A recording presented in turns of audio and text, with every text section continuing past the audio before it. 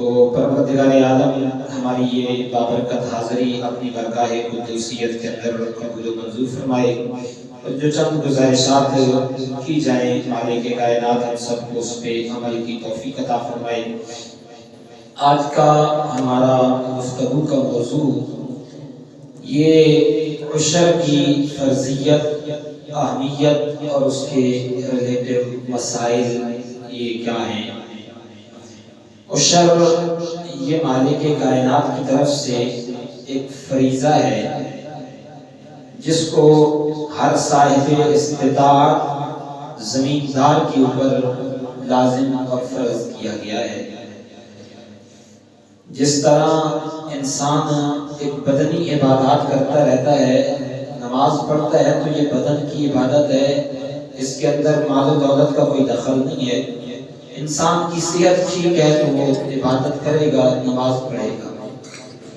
صحت ٹھیک ہے تو انسان روزہ رکھے گا۔ اسی طرح کچھ عبادات ایسی ہیں جو کہ مالی طور پہ ادا کی جاتی ہیں، چاہے انسان کی صحت ٹھیک ہے یا نہیں ہے، لیکن اگر صاحب استطاعت ہو گیا ہے، مال آ گیا ہے، تو اس میں سے اللہ کریم کا حق نکالنا ضروری ہے۔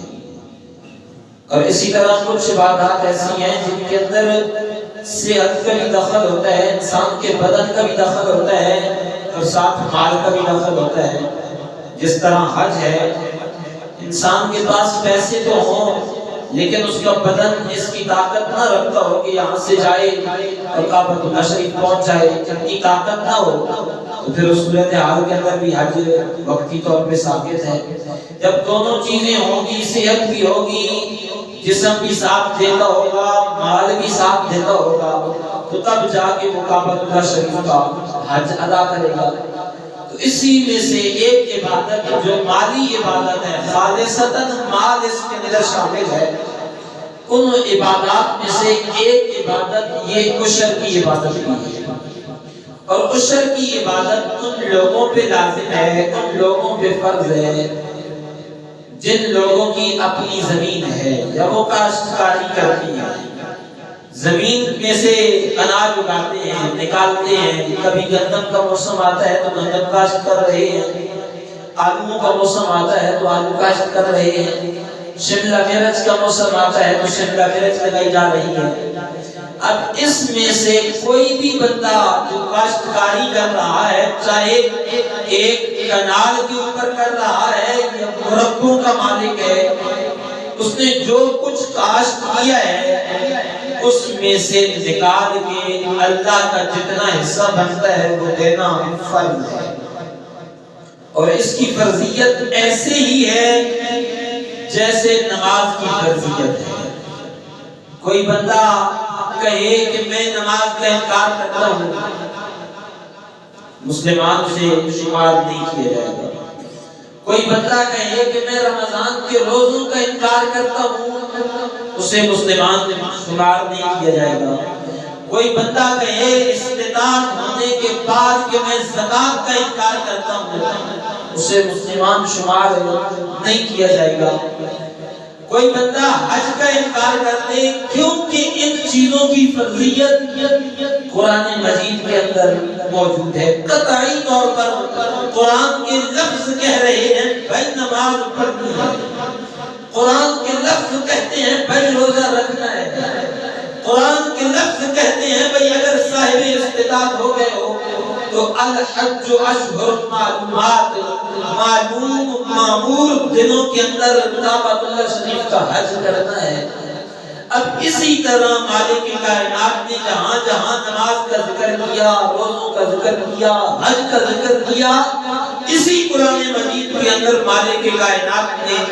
عشر کا بھی ذکر فرمایا ہے۔ میں سورہ بقرہ ہے، قرآن مجید ہے، مالک کائنات نے ارشاد فرمایا، میں قرآن پڑھتا ہوں، اللہ کریم نے ارشاد فرمایا یا ایھا الذین آمنوا انفقوا من طیبات ما کسبتم ومما اخرجنا لکم من الارض اللہ کریم نے ارشاد فرمایا اے ایمان والو انفقوا من طیبات ما کسبتم، جو تم پاکیزہ رزق کماؤ، پاکیزہ رزق جو تم کماؤ، تجارت کرو، خرید و فروخت کرو، سونا چاندی کی خرید و فروخت کرو، یا جو بھی تمہارے کاروبار کا ذریعہ معاش ہے، جو کچھ تم پاکیزہ کما رہے ہو، ہونا حلال میں سے چاہیے، ہونا حلال میں سے چاہیے، جو کچھ تم من طیبات، طیبات یہ پاکیزہ رزق کہا جاتا ہے، جو بھی تمہارا ذریعہ معاش ہے، پاکیزہ رزق کما رہے ہو، اس میں سے اللہ کے راستے میں خرچ کرو۔ آگے دوسرے نمبر پہ ارشاد فرمایا وَمِمَّا أَخْرَجْنَا لَكُم مِّنَ الْأَرْضِ، اور جو ہم تمہارے لیے زمین میں سے نکالے، نکالنے والی ذات کس کی؟ کس کی ذات؟ اللہ کی ذات نے، جو ہم تمہارے لیے اس زمین میں سے نکالے۔ بندہ محنت کرتا ہے، کاشتکاری کرتا ہے، کبھی گوڈی کر رہا ہے، کبھی پانی دے رہا ہے، بندہ پھر یہ نہ سمجھ لے اس کے اندر یہ ساری میری محنت رنگ لے کے آئی ہے۔ مالک کائنات فرماتا ہے جتنی بھی تم محنت کر لو، اگر ہماری نظر رحمت نہیں ہوگی، ہماری کرم نوازی نہیں ہوگی، اس زمین میں سے یہ تمہیں زمین پھل نہیں دے گی۔ مالک کائنات نے فرمایا وَمِمَّا أَخْرَجْنَا، جو بھی ہم نے نکالا لَكُمْ تمہارے لیے مِنَ الْأَرْضِ، اس کاشتکار والی زمین میں سے، اس میں سے بھی اللہ کا